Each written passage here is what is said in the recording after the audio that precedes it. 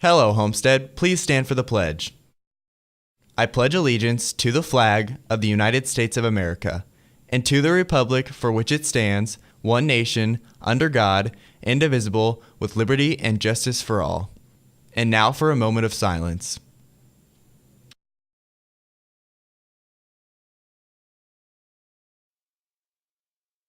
Good morning. I'm Commander Tim Decker, United States Coast Guard Reserve. Veterans Day is a time that we set aside to honor all those past and present who serve or who have served in uniform in the United States military. Veterans Day was established on November 11, 1919, and was originally called Armistice Day in order to commemorate the end of the First World War, when a ceasefire went into effect on the 11th day of the 11th month at the 11th hour. Congress passed a resolution in 1926 for an annual observance, and November 11th became a national holiday beginning in 1938. Veterans Day is not to be confused with Memorial Day, which honors those who have died in battle or as a result of injuries while protecting our freedoms. In 1954, President Eisenhower officially changed the name of the holiday from Armistice Day to Veterans Day. As many of you know, I've been a social studies teacher at Homestead for nearly 28 years, and I've been a member of the Coast Guard Reserve for almost 22 years. The brave men and women who serve and protect the U.S. come from all walks of life. They are parents, grandparents, friends, neighbors, co-workers, and some of your teachers. And these veterans are an important part of our community. We have amongst us at Homestead individuals like Mr. McNeil, who served in the Army National Guard, Mr. Steverson, who served for over 20 years in the Navy and retired as a Senior Chief Petty Officer. And then there's Dr. Price, who attended West Point and was a captain in the U.S. Army. Mr. Lyne served in the U.S. Army back in the 1970s before he became a teacher, and one of our custodians, Mr. Moore, also served as a member of the U.S. Army. Others, such as myself and our school resource officer, Officer Tuttle, who is a sergeant in the U.S. Army Reserve, continue to serve as a reservist who may be called to active duty in times of war or national emergency. Since Homestead first opened in 1970, hundreds of past and present students have served honorably in every branch of the U.S. military. Some have used their service as a starting point in order to help them achieve their goals that they have set for themselves, and others have chosen to make the service a career. Whether one has served a short time or for over 40 years, we should all take the opportunity to thank those individuals that we know who have served us in the U.S. Armed Forces in both times of war and peace. Frequently, our veterans have put their lives on hold in order to help ensure that those values and freedoms that we enjoy are maintained. There are those who have been permanently injured or have lost their lives defending the things that we value the most. I would like to take a few minutes to allow you to hear from our veterans at Homestead what Veterans Day means to them. Think of Veterans Day as a day to celebrate the sacrifices and acknowledge the sacrifices that current members of the military and past members have made to help keep the country free and establish the freedoms that many of us take for granted every day. Veterans Day to me is a day to slow down, remember, and give thanks to all of our veterans that have served this wonderful country. Because of your great sacrifice, we enjoy so many freedoms. So to all my fellow veterans, thank you for your service. I think of my father, who was 16 years old when the Japanese bombed Pearl Harbor. He was too young to sign up for any military service, but in the following year, he joined the Merchant Marine. And then he found himself in the middle of the Battle of the Atlantic. This is not a well-known part of World War II, but what people need to recognize is that during that conflict, 3,500 American ships were sunk by German U-boats, and 70,000 sailors and merchant mariners lost their lives. Somehow my father survived that, and then at the end of the war, he joined the 11th Airborne and learned how to jump out of airplanes and became part of the army that MacArthur sent in to occupy Japan. Veterans Day means quite a bit to me. It represents the sacrifices that a lot of men and women have given over the years to keep our country not only safe, but free for democracy. Personally, Veterans Day to me is a grandfather, a father, a brother and a sister, a friend and an uncle, all who've joined a bigger cause to serve their nation's military. You know, there's a lot of pride, a lot of feeling of accomplishment for myself, and then it's really benefited me in school, in the workplace, all while being able to give back to my country and serve my country. This Veterans Day, November 11th, I encourage you all to go out and find a stranger, a family member, a friend, and just thank them for their service. It'll mean a lot to them. And to all our veterans in attendance today, thank you for your service. If you know anyone who is a veteran, please take this opportunity to thank them for their service. Many of you have grandparents, parents, siblings, aunts or uncles, friends and neighbors who have served this great country and have participated in a cause that is greater than themselves. As we take time to honor those who have served to protect our freedoms and way of life, please remember the many sacrifices that the veterans have made, as well as the sacrifices of their families, who must also bear the weight of the commitments and responsibilities of their loved ones. Thank you.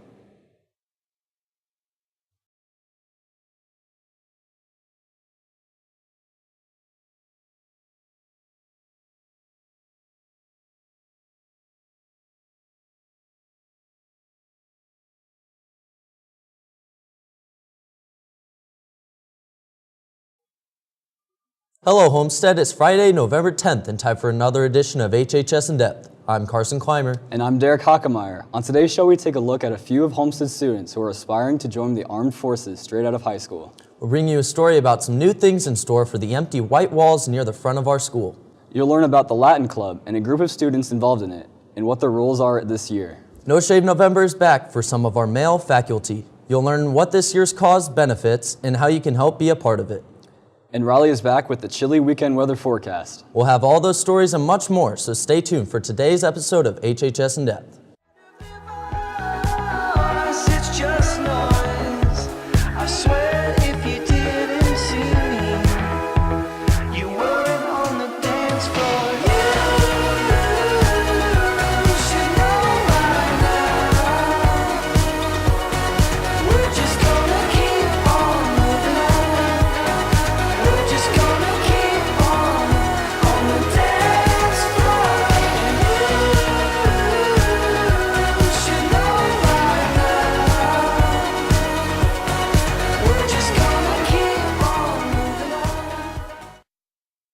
In honor of Veterans Day tomorrow, we start today's show with a story about a few Homestead students who are looking into joining the armed forces after high school. Here's reporter Kelsey Nutter with a story. Jackson Kaiser and Walker Carroll are two of the many students of Homestead High School who have found interest in continuing on in the armed forces after graduation. Many students are not aware of the extra work they have to apply in order to get admitted, and they are here to help students grasp a better idea of the concept. In order to be admitted to an academy, you have to apply to both the academy itself, but also to a congressional nomination. So essentially what that does is it just gives the academy another way to vet you and just make the best pool of candidates that they possibly can. After high school, I plan to go to the United States Air Force Academy. I also applied to Naval Academy, Merchant Marine Academy, and West Point. So if I don't get into that, I really hope to go to a prep school, because either way, all those options would set me up for flight training. Both Jackson and Walker have unique but similar stories in how the military had caught their eye. I first learned about the military when I was on a road trip with my dad. My dad was prior enlisted in the Navy, so we really just got to talking to what it means to be in the military and the difference between the enlisted and officer side. So I got home and I did a lot of research, and I ended up deciding that I wanted to pursue a service academy as a way to commission into the Navy and become an officer. Growing up, having my dad in the National Guard, watching him fly F-16s and A-10s from the time that I was like 5 or 6, and it just made me fall in love with aviation, and I just wanted to pursue that for the rest of my life. The two hope to pursue their careers as pilots in the armed forces, but this does not necessarily mean the Air Force is the only option. I want to go into the Navy to be a pilot, which is, you know, when you talk about being a pilot, a lot of people think Air Force, but Navy actually has just as many pilots as the Air Force. It's just a different mission set. You know, Navy pilots are flying off of aircraft carriers, and they're more forward deployed around the world as opposed to being on a base like the Air Force. Both have their pros and cons. But just personally, I would prefer the Navy. My dad and I went on spring break last year. We flew to Florida, and that was like a 12 or 13 hour flight that we got to do. And we went to, it's called Sun and Fun. It's a big aviation event. We got to camp underneath the wing, and we got to see a lot of cool things, and it was just a really good experience for a young pilot like myself. And knowing that he is there helping me, then that just pushes me to be a better pilot like he is. I would recommend the service academies to any student that really just wants to be a part of something bigger than themselves. You know, being a part of the military is about giving back to your community and your country. So any student that's interested in that, I would definitely recommend checking that out. Make sure to wish these two the best for their future, and also don't forget to thank our fellow teachers and staff who have served for our country as well. For HHS In Depth, I'm Kelsey Nutter. The Homestead semi-formal dance will be on Saturday, November 18th from 7 p.m. to 10 p.m. Tickets are on sale during all lunch mods for $15. Tickets at the door on the day of the dance will be $20 each. They are no longer accepting guest request forms. If you still need a date, you'll have to ask somebody from Homestead. Homestead, it's time for us to be the change in the community. The network invites you to work together to make a huge impact for homeless families in our community by purchasing Be the Change Mud Love bracelets. Bracelets will be sold during all lunch mods next Monday up until Thanksgiving break. Bracelets are $10 each, and all proceeds go to support Vincent Village, a local homeless shelter for families. With the purchase of each bracelet, your name will be entered for a chance to win various awards. You must have cash or a check made out to the network at the time of purchase. Dare to be a force of nature and go to Next Environmental Club next Tuesday in Mrs. Merkling's room, room 206. Dress warmly as they plan to go to the Environmental Center after a brief in-class meeting if the weather is nice. Do you love movies? Film Club meets on Mondays after school in Mrs. Ricker's room, room 113. Movies and snacks are free, so they hope to see you there. The Drama and Improv Club will meet next Tuesday, November 14th from 2:45 to 3:30 in room 904. Football players, the awards banquet is scheduled for Thursday, November 16th at 6:30 p.m. in the cafeteria. You must have returned all your equipment in order to receive your awards. Any questions? Talk to a coach.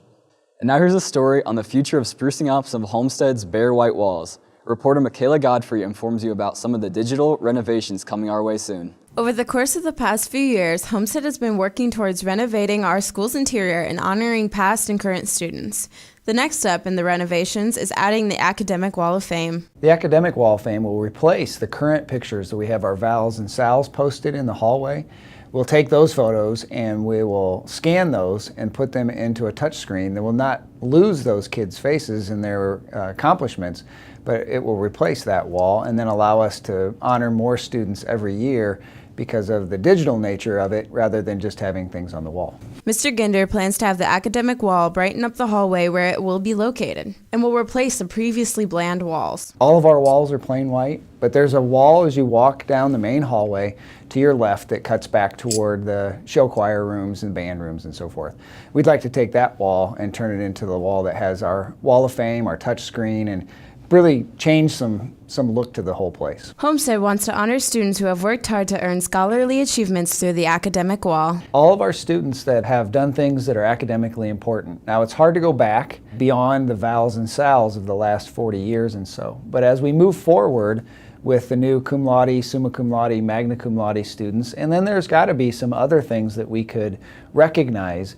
It won't have to be just about who is number one and number two, but we should be able to recognize students for their outstanding academic accomplishments, whether they've done some things in performance, they've won some awards for this, that, or the other thing. We ought to be able to remember them forever. The academic wall has been a collaborative effort that will be a great addition to Homestead, but in order for it to become a reality, funds are needed. There have been kids involved throughout the process in terms of design. There's some teachers that have been involved in design, but really right now we have to figure out a way to come up with the bottom dollar so we can make this happen. If you are interested in getting involved in assisting with the academic wall, contact Mr. Ginder. For HHS In Depth, I'm Michaela Godfrey. What distinguishes an individual who's able to succeed against all odds? What makes a person resilient? Alina Brandowy, a biomedical engineer with DePuy Synthes, will be sharing her experiences as a female in this male-dominated field. This event is open to all students. Minorities and females are especially encouraged to attend. Join them in Community Room A from 2:40 to 3:40 p.m. on Monday, November 13th. Join Young Progressives today in room 614 from 2:45 to 3:30 for a discussion and a game. Everyone is welcome and snacks will be provided. All girls interested in trying out for the tennis team this spring should meet in Coach Stump's room, room 201, today right after school. Contact information, spirit wear, schedule, and uniforms will be discussed. Help support the robotics team by going to Glenbrook Mall tomorrow and stopping by the WIC Works from 5 p.m. to 8 p.m. The robotics team will be demonstrating last season's robot, and the WIC Works will be donating a portion of their sales to the team. Check them out tomorrow at Glenbrook Mall from 5 to 8 p.m. In sports news, congratulations to junior David Heine as he was named the News Sentinel's Area Tennis Player of the Year. And now here's a story over Homestead's after-school club that helps students develop leadership skills. Reporter Ganit Laria takes a look at Homestead's Latin Club. JCL is a club here at Homestead that helps build scholarship and leadership skills by being involved in service projects and competitions through the interests of Latin. JCL is basically Homestead's Latin club, so we basically come here on a monthly basis and we basically play games and we learn about Latin culture and we also eat food. And every year we also go to state convention down in one of Indiana's colleges and then we get to do Latin activities. JCL offers a wide variety of competitive events for students to showcase their knowledge in Latin and Greek studies. This year we are planning on doing our usual Fall Latin Day, so that's going to be November 11th. We just go down Indiana State this year and we have a variety of activities. And then we're also going to state convention in the spring. That's just going to be state competition, and we also get to just go and have activities for about 2 days. I actually joined because I was interested in going to state convention my 8th grade year, and I'd known a lot of people who were in JCL and they really liked it. It's a lot of fun, and you do fun activities like paint pumpkins and go trick-or-treating for the zoo Halloween, and you go to state convention, which is definitely the best. If you would like more information on how to join, stop by room 604B for more information. Reporting for HHS In Depth, I'm Winnie Alaria. You may have noticed some of the Homestead's male teachers with some pretty bad facial hair, but reporter Reagan Jones tells us why it's a good thing. Here's a look at how Homestead is partaking in No Shave November. As in past years, with the start of November comes the kickoff of No Shave November. Men that are able to grow facial hair are challenged to put their razor down for the entire month in order to raise awareness for prostate cancer. Male teachers participating here at Homestead additionally are raising money for a local cause. We have over 10 teachers participating in No Shave November this year, and some of them include Senior Peeper, Mr. Harkness, Mr. Shaw, Mr. Biles. So if you have a male teacher and he has a collection jar in his classroom, you can donate money to him and he'll keep on letting his facial hair grow out. And then at the end of the month, before Thanksgiving break, we're going to shave funny or weird designs into their beards. Last year, the money collected went to Raleigh Children's Hospital. This year, to fit with the Thanksgiving spirit, the money is going to the local Community Harvest Food Bank. So any proceeds that we collect will be donated to them because they need supplies that can't necessarily be donated like canned goods. Senior Peeper, a world language teacher here at Homestead, is happy to have a role in the No Shave tradition again and promote a good cause. For me, November is always a time where I maybe think a little bit more about how thankful I am for what I have, and I think that being able to help raise money for the food bank is just a great cause. So it's so cool to see the students doing that this year, and I'm glad to help any way that I can.